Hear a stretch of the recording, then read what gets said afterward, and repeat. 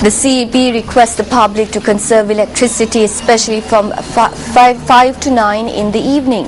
Deputy General Manager of CEB, Senator Disanayake, stated that water levels near hydropower plants are at a very low level. පසුගිය සති කිහිපය මුළුල්ලේම ජල විදුලි බලාගාර ආශ්‍රිත ජලාශවලට ප්‍රමාණවත් පවතින During the last few weeks, catchment areas of the hydropower plant did not receive a significant rainfall. As a result, the water levels of reservoirs near hydropower plants are at a very low level. Therefore, hydropower generation is also very low. Only 15 to 70% of national power requirement is generated from hydropower plants. The remainder is produced from thermal power plants. Thermal power plants that belongs to the CEB and the private sector are all working well at the moment. Thermal power plants has the capacity to produce electricity to fulfill the national requirement. Therefore, there is no threat of power shortages. However, the public must be careful to preserve electricity.